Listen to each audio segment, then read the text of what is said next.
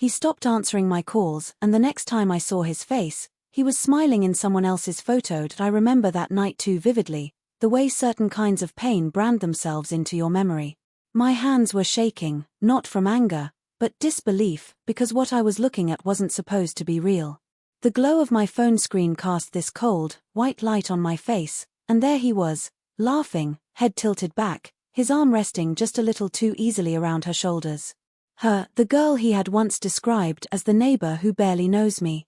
I stared for what must have been minutes, maybe hours. The sounds of the night faded until all I could hear was my heartbeat, slow and deep, pounding in that painful rhythm that comes only when something inside you knows the truth before your mind lets it in. His name was Ryan. And for 2 years, he had been my almost everything. Not the fairytale type of love, it was subtler than that, quieter, built between text messages, quick dinners, shared playlists, and small dreams we never quite said out loud. I used to think that kind of love was safer. Turns out, safety is an illusion you build until the moment someone decides to stop protecting it. Outside my apartment window, Atlanta's rain was falling the way it always does in March, gentle and tender, like it didn't want to interrupt anyone's sleep. But sleep was a stranger to me that night. My thumb hovered above the photo again, zooming in on the curve of his smile, the way his fingers rested on her waist. And the most painful part. He looked free. Like my love had been a weight he was glad to set down. The room around me was stuck in stillness. The candle I'd lit hours ago had melted halfway down, the faint scent of lavender now turning into something smoky, almost bitter. My tea had gone cold on the windowsill. And somewhere between hurt and humiliation, a part of me started to remember every warning sign I had chosen not to see. The last time we spoke on the phone, his voice had been softer than usual. Tired, he said. Swamped with work. He promised he'd call tomorrow. Then tomorrow became another day, and another, until silence filled the space where his voice used to live. I told myself he just needed time. That maybe he was dealing with something he didn't know how to say. That love, real love, required patience and understanding, but love also required truth, and that photo was the kind of truth that bit deep. I don't know what possessed me then, but I opened his social media page, scrolling through the breadcrumbs he had tried to delete. A location tag. A few mutual friends.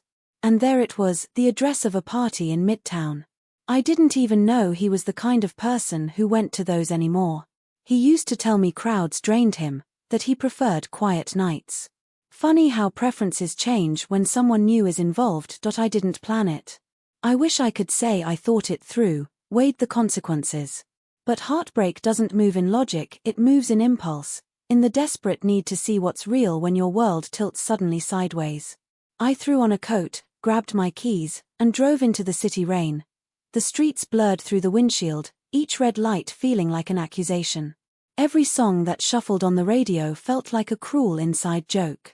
By the time I pulled up near the apartment where the party was, my heart was thudding against my ribs so loud I almost didn't hear the laughter spilling from the building. It was one of those converted lofts, string lights hanging against brick walls, music pulsing low and warm, a sea of silhouettes moving with careless joy.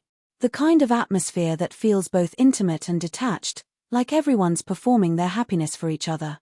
I stood outside for a minute, watching through the floor-to-ceiling windows.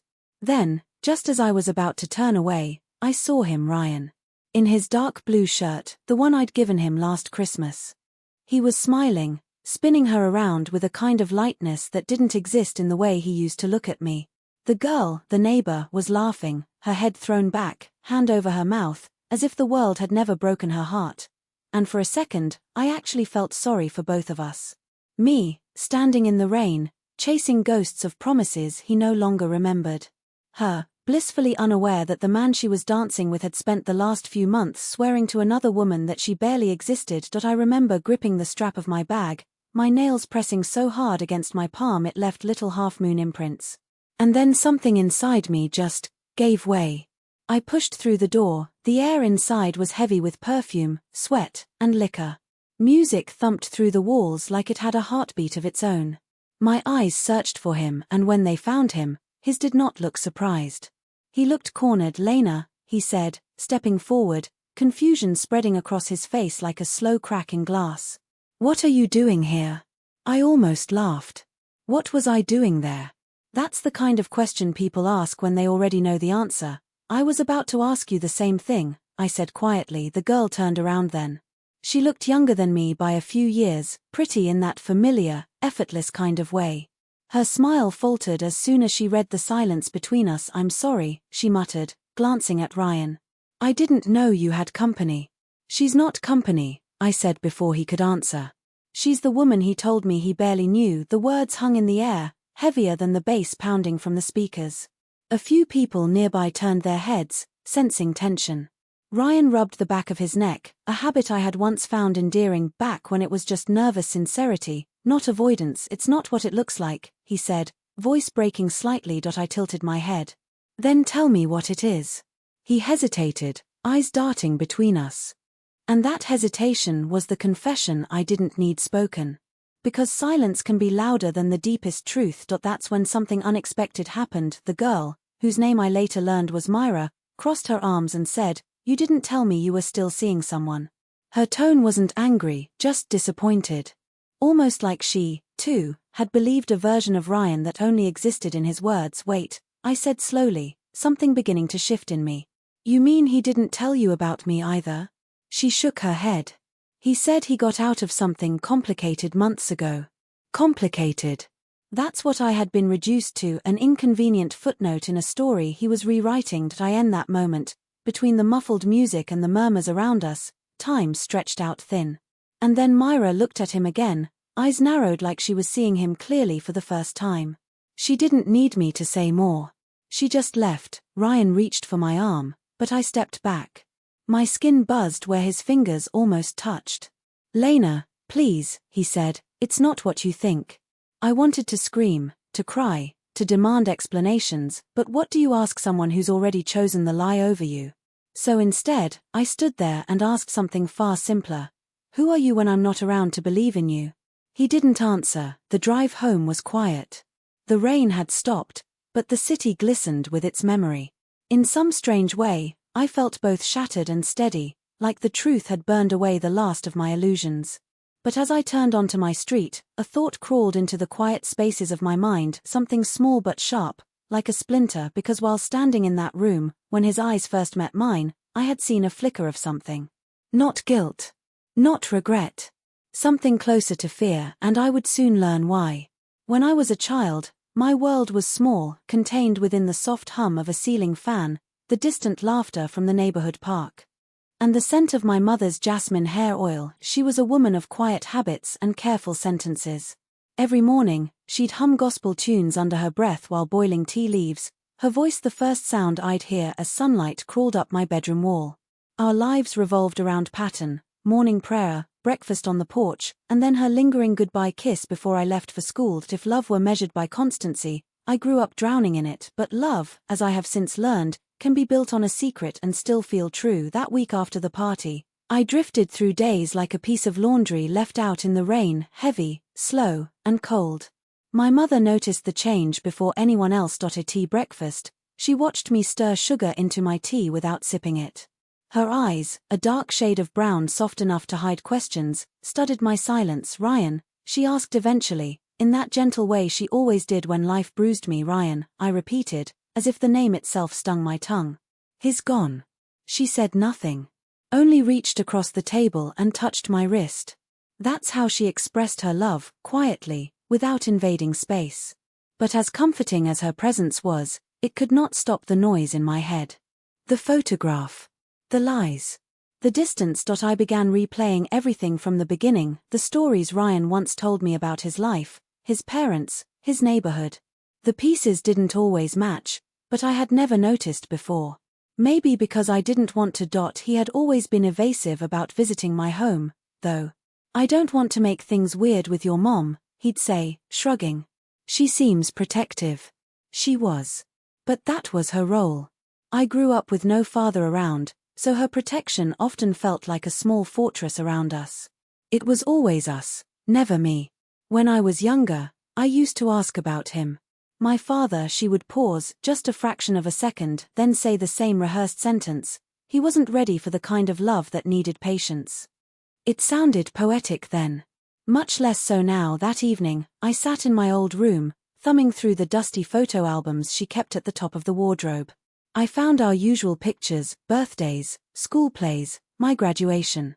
Always her and me. Never him.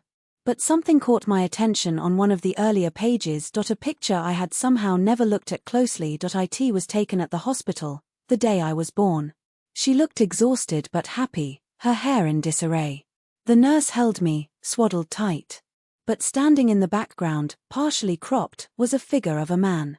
His face turned slightly away, but something about his posture, his broad shoulders, lingered in my mind like recognition tugging from a distance. I took the photo downstairs, where my mother was washing dishes.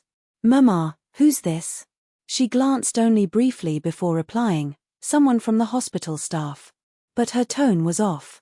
I'd lived long enough to know when her voice carried truth and when it didn't. That tightness, that shift in pitch, I remembered hearing it whenever she talked about my father. "Are you sure?" I pressed. She smiled without looking up.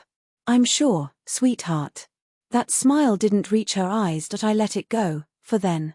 I wasn't ready to fight another secret so soon after losing Ryan.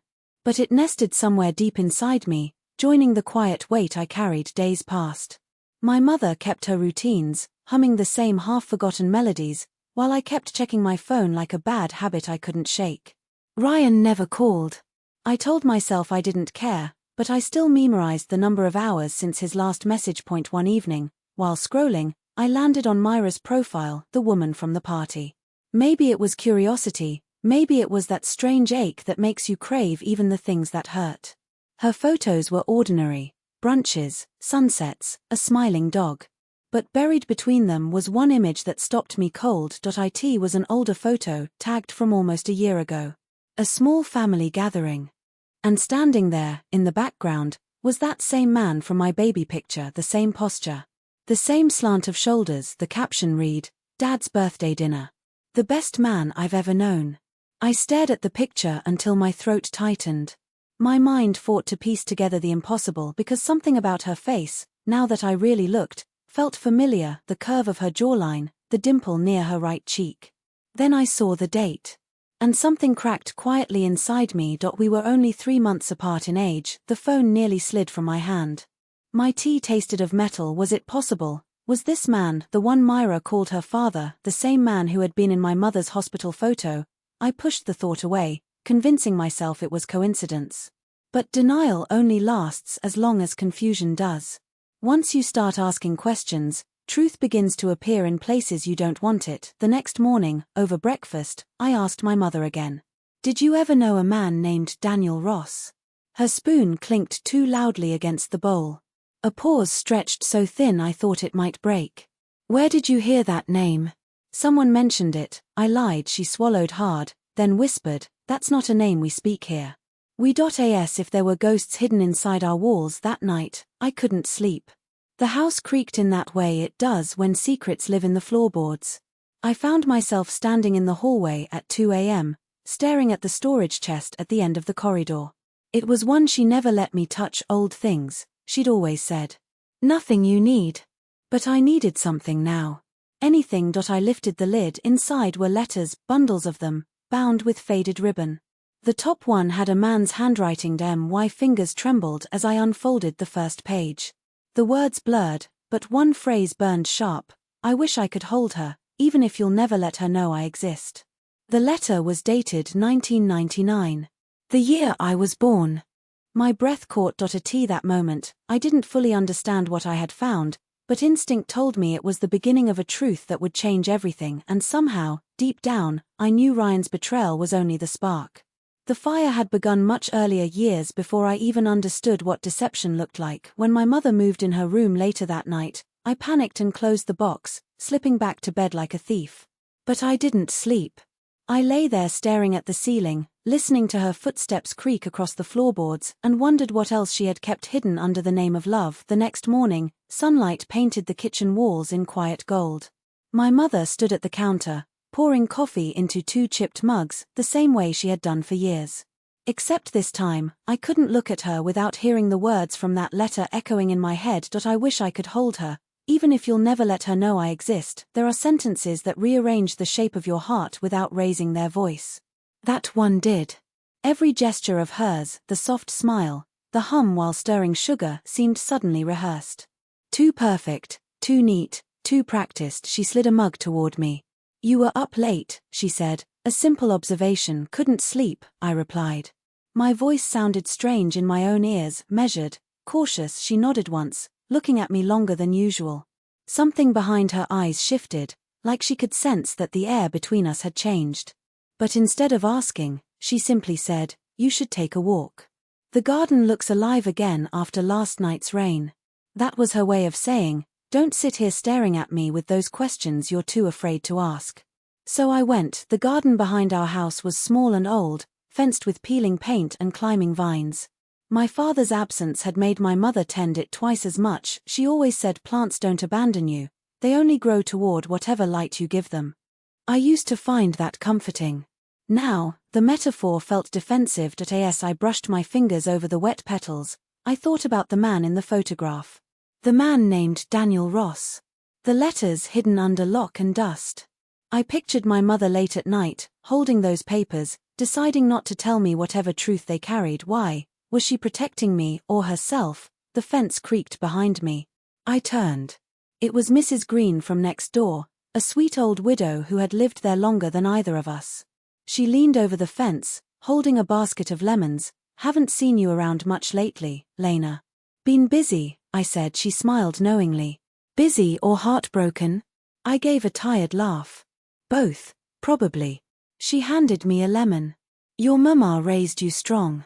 You'll be just fine. She's always been that way. Even when she had to raise you all alone after, well." She trailed off, glancing at me nervously. "After what?" "Oh, nothing. I shouldn't be talking." Her hands shifted on the fence. "Old memories, you know. We all have them."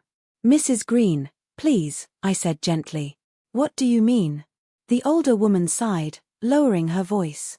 "Let's just say, your mama had her reasons for keeping quiet about your daddy. Atlanta wasn't kind back then. People judged a woman quick if they thought she had stepped out of line." "Stepped out of line how?" "You should ask her that," she said, avoiding my eyes. "It's not mine to tell." Before I could press further, she turned, muttering something about her tea kettle whistling, and disappeared into her house. All that was left was the weight of her words. "Stepped out of line." I carried that phrase all day. It rattled around in my chest, threading itself through every memory I could recall. My mother's guarded nature, her reluctance to let me meet anyone from her past, the way she'd sometimes stare out the window like watching for someone she knew would never arrive. That evening, I opened the old trunk again. I unfolded 3 more letters. None of them said my name, but they spoke around me about her, about the baby, about promises and guilt. Daniel's handwriting was strong but slightly tilted, like someone always rushing to say more than time would allow. One note stood out. I told her I couldn't leave. "You said you understood. But now I see what that cost you. The child will always be part of me, even if she never knows who I am." My throat closed. He couldn't leave. Leave what? A marriage? A family? Was that the line my mother had stepped out of? I heard movement, my mother walking down the hallway. Panicked, I shoved the letters back, closed the trunk, and slipped into the living room like I had done nothing wrong. She entered moments later, holding a laundry basket. "You okay?" she asked casually. I nodded. "Just tired." As she walked past me, a small envelope slid out from between the folded clothes. It fluttered onto the carpet. "Let me help," I said, reaching for it. She moved quicker, almost snatching it from the floor, but not fast enough. I saw the name in the corner before it disappeared into her hand. Daniel Ross. Our eyes met then. For the first time, I saw fear in hers, not the kind that trembles, but the kind that hides behind strength. "All these years," I said quietly, "you could have told me." She didn't reply. Just turned and walked out of the room, her steps steady, deliberate. That night, I sat by the window for hours, watching shadows stretch across the street. Somewhere deep inside, a decision was forming. If she wouldn't tell me the truth, I would find it myself. I opened my laptop and searched his name. There weren't many results, but one link led to a small business in Decatur, a local charity board, listing donors and committee members. Daniel Ross. Address available. I copied it down. It was only 20 minutes away, and though I had no idea what I would say when I met him, something inside me already knew. This was the thread that connected every lie, every silence, every broken promise. From Ryan to my mother, from that night at the party to the moment I was born, before bed, I looked through those letters once more, tracing the ink with my fingertip. The truth wasn't going to hide much longer. I used to think heartbreak had a single shape. I was wrong. There's the heartbreak that comes from loving someone who stops loving you, and then there's the kind that comes from realizing the people who built your world also built its secrets. By the time Friday came, I couldn't take the silence anymore. My mother acted like nothing had changed, humming while she folded laundry, reminding me to eat, asking about my work. It was almost cruel how normal everything looked on the surface. I knew she was waiting for me to calm down, to drop it. But I couldn't. Not when the face of that man from the photo kept flashing through my mind like unfinished business. That evening, after she went to bed, I crept downstairs and opened the trunk again. This time, I didn't stop at the letters. I pulled them all out, spreading them across the floor like pieces of a puzzle. The story they told was quiet, but complete. He had been married. That much was clear from the early letters, written almost 26 years ago. He spoke of guilt, of a child he couldn't publicly claim. He called my mother by name once, Evelyn. And there, in one letter near the bottom, he wrote, "Her name is Myra. She looks so much like her mother, but I see you in her smile too." I wish I could tell them the truth without breaking both homes apart. My fingertips trembled over the paper. Myra. Daniel Ross had not only written about the baby he couldn't claim, but about another one he already had. Another daughter. The woman from that party. I sat frozen, the room spinning slowly around me. The pieces clicked together, each more devastating than the last. Myra was his daughter from his marriage. I was the one from his hidden affair, and all this time, I had looked at her life, her perfect, smiling pictures, and thought she was just a stranger connected to Ryan. But she wasn't a stranger. Not really. She was my sister. The thought landed like cold metal in my chest. I didn't know how to breathe around it. Somewhere upstairs, I heard the creak of floorboards. My mother, restless in her sleep, or maybe not asleep at all. She had hidden this truth for 2 decades. All the while pretending that everything between us was pure and whole. I walked slowly to her room, each step heavier than the last. The door was half open, the hallway light spilling across her bed. She sat up before I could say a word, like she had been waiting. "You found them, didn't you?" she said softly. Her voice cracked only slightly. I didn't answer right away. I just stood in the doorway, the letter still in my hand. "Why?" I whispered. "Why did you lie to me all these years?" She sighed, lowering her gaze. "Because loving you was the only honest thing I ever did. Everything else was survival." "Survival?" I stepped closer. "You had an affair. You had me and then erased him. And you erased my right to know." Her shoulders rounded, as if the years had finally settled on them. "He was married, Lena. Married with a wife who would have destroyed everything if she knew. I told him to stay, to protect what he had. And when you came, I promised I'd never let his shame reach you. But you did," I said, voice shaking. "Because now I know. And now I get to live with it." She looked at me, then really looked at me, and for the first time in my life, I saw the woman she used to be. Not just my mother, but Evelyn, the young woman who had fallen in love with a man she wasn't supposed to. "It wasn't supposed to be like this," she said. "I thought if I stayed silent long enough, the truth would fade. But you look more like him every year." A quiet settled between us. "So Myra," I said. "She's his daughter too?" Evelyn nodded, barely. "Yes. They never knew about you. I kept it that way." My hands were numb. "So she's my sister. And neither of us ever knew." Her lips trembled. "Lena, please don't hate me. You were not a mistake. You were the love I wasn't allowed to keep." But I couldn't listen anymore. I walked out of her room, still gripping the letter. When I got back downstairs, the clock on the wall ticked with painful clarity. Midnight. Each second stretched, deliberate and cruel. I sat on the floor surrounded by the letters, the faint smell of lavender from her old hand cream lingering on the paper. It wasn't rage that filled me. It was grief.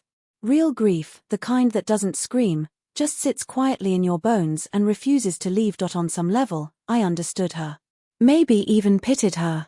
But that didn't make me forgive her, because forgiveness requires truth, and she had buried mine for 24 years. That I laid the letters back in the box, one by one, and closed the lid. Then I grabbed my phone, opened the browser, and rechecked that address in Decatur. Tomorrow, I was going to meet him. That I needed to see his face. That I needed to hear the truth come from the man who helped create the life he later denied, and maybe, just maybe, I would see in his eyes the kind of answer I'd been searching for my whole life. The morning I decided to drive to Decatur, the sky looked bruised, muted purple, heavy with rain that hadn't yet fallen. It felt like the weather knew what I was about to do. Why Mother didn't ask where I was going. She stood at the kitchen sink, rinsing dishes in silence, pretending to focus on the act of washing rather than the fact that I was leaving with a face that probably looked too determined to argue with. I packed light, a coat, my phone, a small notebook, and the address scribbled on a folded sheet of paper. But what I really carried was something words don't account for. The ghost of every unanswered question I'd been living with since childhood. The drive took 40 minutes. I turned the radio off halfway there. Because no song fit the rhythm of the thoughts in my head. Every so often, I'd glance at my hands gripping the steering wheel, red from pressure, trembling only when I wasn't paying attention. The address led me to a quiet neighborhood, a stretch of trees, small brick houses, the hum of life happening behind closed blinds. His house sat at the end of a cul-de-sac, neatly kept, 2 cars in the driveway. A wind chime moved faintly, making that soft, glassy sound that's too beautiful for tense moments. For a minute, I just sat there, engine humming, heart louder than everything else. There's no blueprint for how to meet the father who never claimed you. I stepped out before I could lose my nerve. The air smelled faintly of wet grass and mint from the neighbor's garden. Through the living room window, I saw a figure pass, tall, grey hair, steady in movement but with an age to it. Daniel Ross. I recognized him instantly, though I couldn't say how. Maybe love and absence create their own kind of instinct. He opened the door before I even knocked twice. His eyes, light grey and clear, blinked like he was trying to place me. Yes?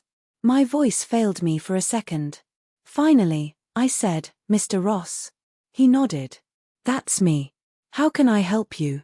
There's no gentle way to drop a truth that's been buried half a lifetime. I think you knew my mother, I said. Evelyn. Something in his face shifted. His lips parted, then closed. He stepped back slightly, almost imperceptibly. Evelyn? He repeated it in a whisper, testing the name like an old song he hadn't heard in years. You're her daughter, I finished for him. Silence. It was the kind of silence that eats up oxygen. Then he exhaled, rubbing a hand across his mouth, eyes glistening with disbelief. I always wondered if I'd ever see you, he said quietly. But I never thought you'd come here. I almost didn't, I answered. She kept you a secret. A pile of letters told me the truth. He gestured for me to come inside. His living room smelled faintly of cedar and fresh coffee. Family photos lined the walls, smiling faces, graduations, barbecues. There was no sign of my existence in any of them, of course. But I couldn't look away. On one shelf was a framed photo of Myra. Same smile. Same eyes. The caption read, Dad and Myra, 2019. I swallowed hard. You have a beautiful family, I said softly. He met my gaze with something close to guilt. Had, he corrected. Her mother passed 2 years ago. Myra moved to Boston last spring. Still calls every weekend though. The way he said her name told me everything, that he had always been a devoted father. Just not to me. We sat across from each other, a coffee table between us like a line drawn through time. So, he said finally, his voice tight, your mother told you everything? Not exactly. I looked down at my hands. She told me enough to know she loved you. And that you didn't stay. His jaw clenched. I didn't stay because I couldn't, Lena. The world doesn't make room for mistakes like ours. Back then, the cost would have been everything, my work, my family, even her reputation. She said she'd handle it, raise you safe. I wanted to believe she could. My chest ached with conflicting emotions. Did you ever want to see me? Even once? His eyes flinched, as if I'd thrown something sharp. Every day, he whispered. I saw you in every child I passed on the street. Every birthday I could never attend. But by the time I had the courage to call her again, she cut me off completely. She said you didn't need me. I felt tears press forward. Maybe she was right. Because now that I'm here, I don't even know who to be. The woman who hates you? Or the one who's been wanting this her whole life? He leaned forward, his hands clasped as if trying to steady time itself. Be the woman you already are, the one strong enough to come find me. For a long moment, neither of us spoke. He reached behind him, pulling out an old photo frame. It was worn at the edges, the picture of a newborn wrapped in a pink blanket, a woman's tired smile, and his hand resting gently over hers. She mailed this once, after you were born, he said. I kept it hidden for years. I told myself it was enough to love you quietly. I couldn't stop the tears then. I hated her for lying to me, I said. But now I don't even know if she was lying for me. He nodded, eyes wet. She was protecting you. Me too. And maybe herself. Love can turn desperate when shame gets attached to it. The clock ticked. Outside, the sky finally gave in, the first drops of rain tapping softly against the windows, like punctuation marks on the silence. When I left, he walked me to the car. The world smelled newly washed. There was something lighter in his posture, as if naming the past aloud made it real again. Before I got in, he said, you should talk to Myra. I froze. He continued, she deserves to know she has a sister. And you deserve to know her without secrets hanging between you. I looked at him for a long time, not sure how to answer. Maybe, I said finally. When I'm ready. The drive home felt quieter than before, no music, no rain loud enough to cover the thoughts inside my head. I caught my reflection in the rearview mirror and noticed, for the first time, how much of him I carried. The same eyes. The same slope of jawline, and for a strange, fragile moment, I didn't feel like a secret anymore. But when I got home, my mother was waiting at the door. Her expression was calm, but her voice wasn't. You went to see him, she said flatly. Yes. She nodded once, eyes glistening. Then I suppose the truth is all yours now. Do what you want with it. The words were heavy, final. But I knew this wasn't the end. Because there was still something left to heal and something left to break. The following week unfolded like the quiet after a storm. Days stretched long, filled with conversations that never happened, questions that sat between me and my mother like invisible furniture no one dared to move. But the thing about silence, it has gravity. It pulls you back toward what remains unfinished. 3 days after I met Daniel Ross, he called. His number flashed on my phone screen like something fragile and unfamiliar. I let it ring twice before picking up. Lena?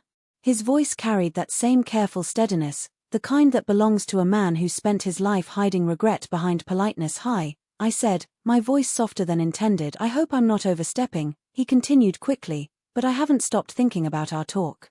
There's more I need to tell you. Things I should have said long ago, when you could have grown up knowing me, not just discovering me.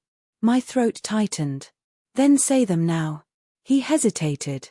Would you come by? There's something I want to show you. I almost said no. But the truth has a strange magnetism. It calls, even when you'd rather stay at a distance. So the next morning, I drove back. This time, when I pulled into the cul-de-sac, he was sitting on the porch, a blanket draped over his knees despite the mild weather. He waved as I got out, small, hesitant, fatherly. Inside, the smell of coffee and cedar greeted me again, though faint now, like it was fading into memory. He motioned for me to sit and placed a small wooden box between us. The kind that looked handmade, corners slightly uneven, as if carved by a younger version of him. I started this box years ago, he said, his hands resting on its edges. It was supposed to be for you. I meant to deliver it when you turned 18, but I didn't have the right to. He opened it.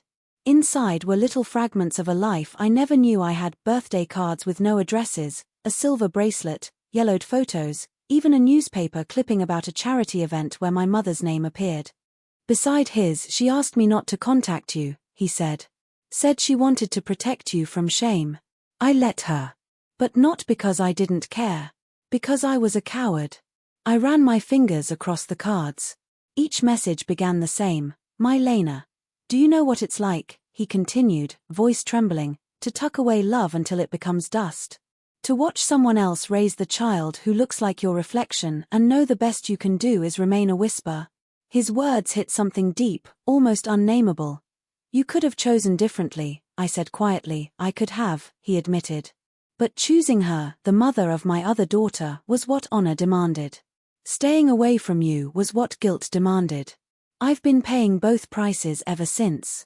He paused, then smiled faintly, a tired kind of smile. Myra doesn't know about you yet. She used to hear me talk about someone I owed a lifetime's worth of truth to. She thought it was an ex-lover. In a way, she wasn't wrong. I looked around the room again, framed moments of his other life, the one that had continued without me. And yet, in that moment, I didn't feel angry. I just felt old, like the weight of two people's mistakes had passed down and made a home in me. Do you want me to tell her? I asked softly. He looked away. Only if you want to know her. I won't take that choice from you. I'm not sure what I want, I confessed. It feels like I'm rewriting everything I am. He nodded. I know. But sometimes, rewriting is the only way to keep the story going. We fell into a strange sort of quiet then, not awkward, not painful. Just full. He poured tea for both of us, his hands steadying as they worked. Outside, a few birds hopped around the wet grass. Life was still happening, ordinary and unbothered by my unraveling. Then he said something that caught me completely off guard. Lena, your mother wrote me one last letter after you turned 12. I never replied to it. He reached into the box again and handed me a folded, worn envelope with my mother's handwriting. I opened it. Her words were simple, trembling off the page. She's asking about you now. I tell her you were a good man who couldn't stay. I hate that she'll grow up loving someone who doesn't exist. But maybe that's better than her hating someone who does. Tears blurred the ink. He sat there, hands clasped, staring at the floor. I didn't answer because I didn't know how to be forgiven by someone who was doing all the forgiving already. For a long time, we said nothing. The teacups cooled. The air thickened with the smell of rain-soaked earth from outside. Finally, I said, I'm angry. But I don't hate you. Not anymore. He looked up, eyes glistening but hopeful. That's more than I deserve. When I left his house that day, I felt lighter, not because the pain was gone, but because it had been spoken. It had a shape now. It wasn't just a wound, it was a story, one that I finally understood belonged to all of us. And though I didn't know what my next step would be, to confront Myra, to face my mother again, or to walk away entirely, I did know one thing. The truth, no matter how late it arrived, had finally given me back the voice that silence had stolen. When the truth first settles in, it doesn't scream. It hums, low and constant, like a refrigerator in the background of every conversation, never letting you forget it's there. The following days moved slowly. My mother went about life as if nothing had changed. She asked if I wanted pancakes on Sunday, folded my laundry, filled the fridge with fruit. She did everything mothers do, except talk about the secret that now sat between us like a living thing. But knowledge changes posture. You start standing differently when you're carrying something invisible, something you can't unsee. Every time I looked at her, I didn't just see my mother anymore, I saw Evelyn, the young woman who had fallen into an affair, made a desperate choice. And carried its silence for decades. The world somehow became quieter and louder all at once. Then came the call from Daniel. He told me Myra was back in town. Visiting for a few days to handle work meetings and see old friends. She doesn't know yet, he said, his voice almost trembling. But I was wondering if you wanted me to tell her, or if you wanted to. The thought made my chest tighten. I hadn't seen Myra since that party, that disastrous night where she had been unknowingly part of my heartbreak. How could I face her again, this time not as the other woman, but as the sister she never knew she had? But the truth isn't complete until all its pieces meet. Where will she be? I asked. Tomorrow night, he said. There's a charity banquet. She'll be there with me. The irony wasn't lost on me. A charity event, just like the one where their names once appeared side by side in the clipping my mother kept hidden for years. History tending to circle back on itself, quietly. I didn't tell my mother I was going. I arrived just before the dinner began. The hall was filled with the usual city crowd, polished, perfumed, everyone smiling just a little too wide. I stood near the corner of the room, heart knocking against my ribs as I searched for them, and then, there they were, Daniel, in a dark grey suit, proud and tentative all at once.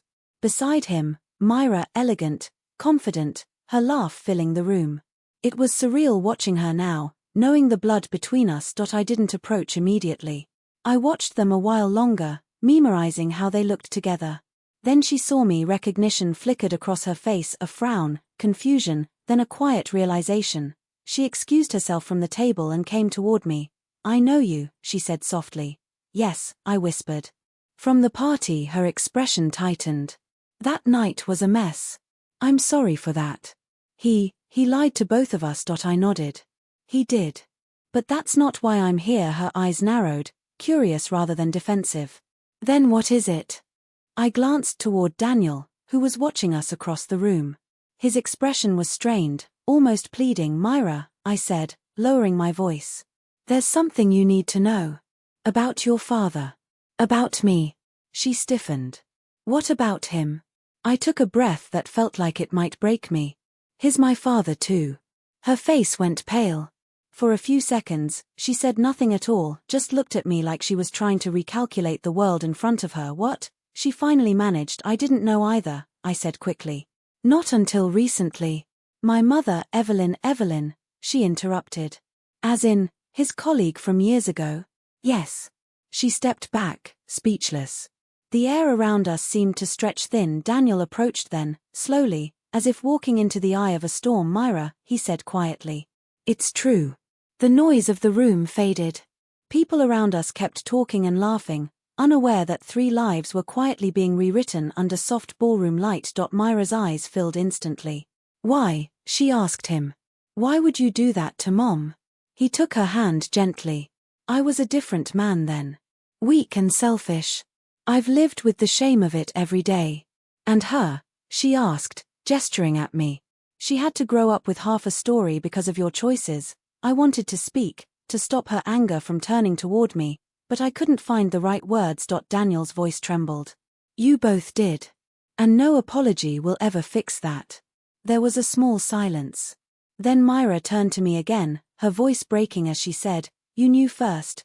"Only recently," I whispered. "Last week, actually. I didn't expect to see you here. I almost didn't come." She looked down, blinking quickly. "You look like him," she said. "I never noticed before, that night. But now it's." She stopped herself and shook her head, half laughing, half crying. "God, this is so much." I reached out instinctively. "If it helps. I didn't come here to take anything from you. I just didn't want to live without knowing your name anymore." She stared at me for a long moment. Then she exhaled slowly, something soft passing across her face. "Then maybe," she said quietly, "we start there." When the banquet ended, she came over before leaving. "Give me time," she said. "But I don't hate you for this. I don't think I can." As I watched her walk away with Daniel, I realized that truth is rarely beautiful in its beginnings. It burns before it heals. But in that fire, something had started to shift for all of us. When I got home, my mother was waiting again, seated at the kitchen table, her hands folded like a prayer she hadn't spoken yet. "You told them," she said. "Not angry, just certain." "Yes." She stared at the wall for a long moment, then whispered, "I suppose it was time the world learned what it did to us." There was no scolding, no tears. Only exhaustion, the kind that comes when the past finally comes to land after circling for decades. And that night, for the first time, I didn't feel like the child of a lie. I felt like the keeper of a story that was finally, painfully, real. That week, the house felt smaller. Not because of its size, but because every room now echoed with the sound of what we hadn't said. Conversations hovered near the doorways like ghosts. My mother barely left her chair, and when she did, I could hear the slow shuffle of her steps on the hardwood floor. I knew the truth had aged her more than time ever could. Every night since the banquet, I lay awake replaying the look on her face when she said, "The world learned what it did to us."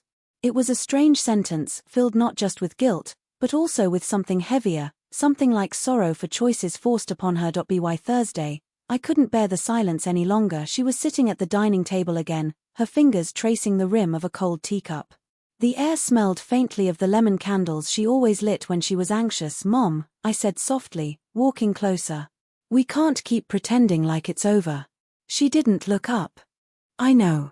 Her voice sounded like it came from somewhere distant. I sat across from her. "I saw him again. And Myra." Her hand froze midair. "Myra," she repeated, breathing the name like it carried both joy and punishment. "She knows." "Yes." Her shoulders dropped. "Then everything's out now." "Almost," I said quietly. Everything except your part of it. I know why you hid him, but I don't understand why you could never tell me once I was grown. You had chances. She looked at me finally. Her eyes were rimmed with fatigue, but they were clear. You think truth always heals when it arrives. I kept it from you because some truths only reopen the wound they're meant to close. Then why do I feel lighter now? I asked. She smiled without warmth. Because you're young. You're still learning how to carry the truth without letting it crush you. Her words caught me off guard. I wanted to be angry, but something in her tone held too much grief to argue with. I hated you, I admitted after a pause. For lying. For deciding what I could and couldn't know. You're allowed to, she said simply. Hate is what daughters do before they understand their mothers. Silence again. The clock ticked steadily in the corner, bridging the years between us. Finally, she spoke again. He came to see me once. After you turned 4. He wanted to tell you himself. I wouldn't let him in. You were playing in the yard. I remember him standing by the gate, watching you chase butterflies. He cried. I told him to leave before you came too close. Her voice trembled. I thought I was saving you from confusion. I didn't realize I was teaching you silence. Something inside me softened. Why him? I asked. Of all people, why did you love him? She let out a sigh that sounded almost like a confession. Because he listened when no one else did. Because I was lonely, and his loneliness spoke the same language as mine. I never planned to love him. But love doesn't care for plans. The weight of her honesty filled the room like fog. I reached across the table and touched her hand. You don't have to carry this alone anymore. She looked down at our joined hands and whispered, I always knew this day would come.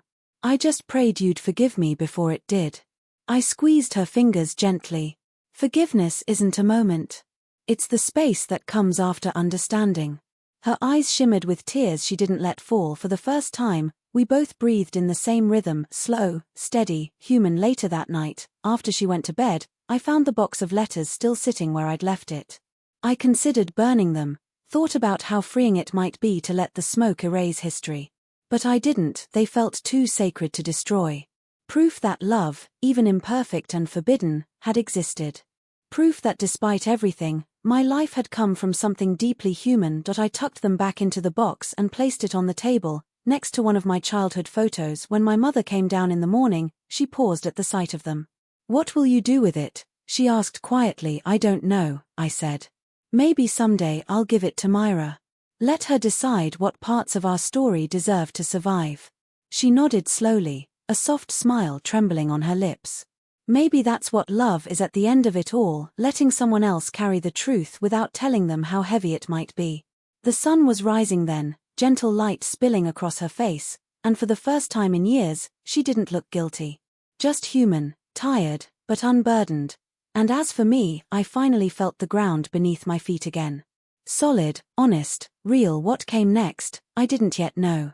But for the first time, I wasn't afraid of finding out. Spring came early that year. The dogwoods bloomed pale and wide, and the air carried that faint sweetness that only stays for a few weeks before turning heavy again. It had been 3 months since the confrontation, since every secret in our house had blown open like an unlatched window during a storm. But time, as stubborn as it is, had started softening the sharp edges of memory. Mom and I began walking together in the evenings. We didn't talk much, and maybe that was progress in itself, learning how to share silence without it meaning shame anymore. Sometimes, when she thought I wasn't looking, she'd glance at me the way she used to when I was little. With that same warm, protective distance, wanting to hold me close and still let me go. One evening, as we sat on the porch, she said, You remind me of him. I turned toward her. Because I have his eyes. She shook her head. No. Because you forgive like he loved, quietly, even when it hurts. It was the first time she'd spoken his name without sounding wounded. That, to me, felt like a victory. I had seen Daniel a few more times. Our visits grew less awkward, small routines forming in their place. Coffee. Long talks about the years in between. The first time I met his friends, he introduced me simply as my daughter. No elaboration. No hesitation. Just truth. It came out of his mouth steady and proud, and somewhere in that casual honesty, I found peace. Myra had taken longer to come around. I didn't blame her. Her world had tilted just as suddenly as mine. But she called one evening, her voice tentative. "I've been thinking," she said. "About how we met. About how cruel life was to bring us together like that before we knew the truth. But also, maybe it wasn't cruel. Maybe it was fate trying to fix itself." "I like that version better," I said. "So do I." She paused. "I think I'm ready to see you again. Not as strangers in a story someone else wrote, but as sisters." I smiled. "Then come over. You, me, and Mom. No expectations. Just dinner." That Sunday, they both came. The table was small, the food simple: roast chicken and mashed potatoes, the same kind Mom used to make for just us. Daniel joined later, uninvited but welcome. For the first time, the four of us sat in the same room. It wasn't perfect. The air still carried traces of caution, but there was laughter too, soft, uncertain laughter that belonged to people trying. Mom looked at Daniel once, long enough for me to notice but not long enough for it to hurt.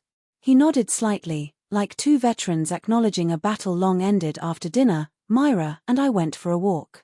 The street smelled of rain, the sky in that blue hour between evening and night. "Do you think we're supposed to make sense of all this?" she asked. I thought for a moment. "No.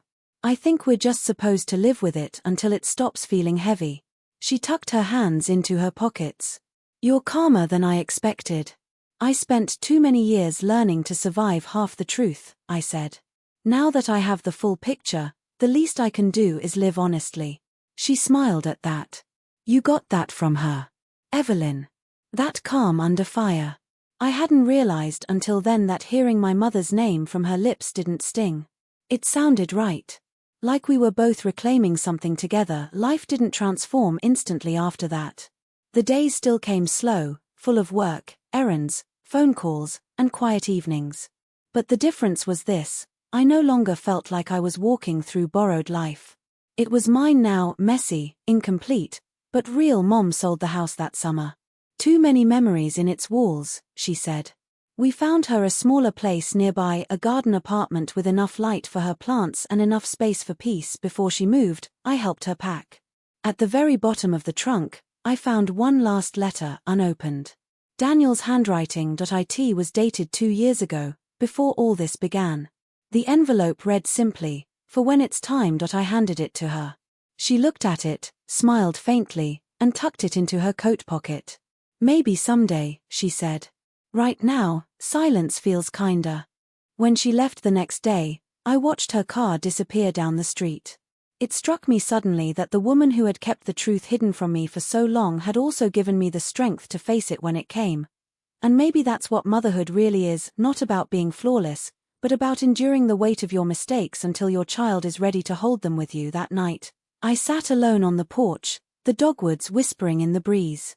My phone buzzed. Myra, sending me an old picture she'd found of her and her dad at a park. She wrote, "This is the same bench he said he used to sit on when he thought about you." I didn't respond right away. I just looked at the photo for a long time and realized something simple but grounding. The truth hadn't broken me. It had rebuilt me into someone who finally knew where she came from and, more importantly, where she was going. It has been almost a year since that night in Decatur, the night my past stopped being a mystery and became a map I could finally read. The seasons have turned like the pages of a slow book. Spring to summer, summer to fall, and soon, winter again. But this winter feels different. It feels earned. I live in a quiet apartment now, not far from both my mother and Daniel. Myra visits often, sometimes for dinner, sometimes just to sit and talk about things our parents never taught us to say aloud. She's become a soft kind of constant in my life, the sister who arrived late but stayed right on time. Our conversations no longer circle around the past. We talk about work, movies, bad coffee, about life. Ordinary things. And maybe that's the greatest gift the truth gave us, the freedom to be ordinary after so much extraordinary pain. Mom and I are closer too. The walls between us have thinned. We no longer speak from our wounds but from what's grown around them. Every Sunday morning, she still hums while making breakfast, only now I know the melody. It's an old song from the church she used to attend before I was born. I don't ask her for the lyrics. Some things don't need translating. Sometimes she talks about Daniel. Never long, never bitter. Just enough to let me know she's made peace with the years she lost to silence. When I see them at family gatherings now, the two of them in the same room, sharing polite smiles, I realize forgiveness doesn't always need an audience. It just needs honesty wrapped in time. I still have the box of letters. It sits on a shelf in my living room, next to photo frames of faces that finally belong together. I don't read them much anymore. They serve as a reminder not of betrayal, but of persistence. Proof that love, even flawed, is still worth remembering, because love, at its core, isn't about perfection. It's about survival, the decision to stay soft in a world that has given you every reason to harden. When people ask about my story now, I tell them parts of it. Enough to explain where I come from, never enough to reopen what's healed. They usually tilt their heads, sympathy in their eyes, and say, "That must have been so hard." And I tell them the truth, it was. But it was also human. Life is a strange symmetry of loss and arrival, of mistakes that raise children who eventually forgive them. The older I get, the more I see my mother and father not as villains or victims, but as people who simply loved the wrong way at the right time. What matters is that I learned to love differently. To name things as they are. To show up when it's hardest. Last week, I saw Ryan again, by chance, at a bookstore downtown. It was brief. Just a nod, a small exchange of smiles between two people who had once broken each other a little. He looked happy. So did I. That felt like closure, not because I needed it from him, but because I could finally recognize it within myself. When I got home that evening, the sky had already turned violet. I made a cup of tea, sat by the window, and watched my reflection blur in the glass. For a long time, I thought my story began with a lie. But now I see it began with silence, yes, but it ends in understanding. And maybe that's enough, because the truth doesn't always arrive like a thunderclap. Sometimes it comes quietly, like morning light slipping through curtains, gentle, unstoppable, patient. As though tonight, as I sit here with my mug warming my palms and the soft hum of the city below, I find myself wondering something simple yet impossible to ignore. If you discovered the secret that defined your life wasn't yours to begin with, would you still choose to uncover it? Would you have done what I did? Stories like mine don't end with loud goodbyes or dramatic music. They end softly, in the quiet of ordinary moments, where forgiveness feels less like a grand decision and more like breathing after holding your breath for too long. If there's anything this journey taught me, it's that truth doesn't ruin love, it reveals what was real in it. My mother's silence, my father's remorse, even the ache of losing Ryan, all of it taught me how to stand still inside pain until it turned into understanding. Maybe you've carried a secret too, a quiet one that shaped who you became. Maybe you've loved someone who made a choice that left your world off balance. If you have, then you already know what it means to search for peace without breaking others in the process. Because love, despite everything, still finds a way to survive. So tonight, while you're here with me, think about this. If uncovering the truth meant rewriting your entire story, would you still choose to know it? Would you have done what I did? And if you felt something in this story, perhaps a moment that reminded you of your own life, remember to like, comment, share, and subscribe. Your words, your presence, your listening, they keep stories like these alive. And if you want to support more tales like this one, you can always send a super thanks. It helps bring heart, truth, and healing into stories that deserve to be told. Until next time. This is Lena, signing off with love, peace, and gratitude.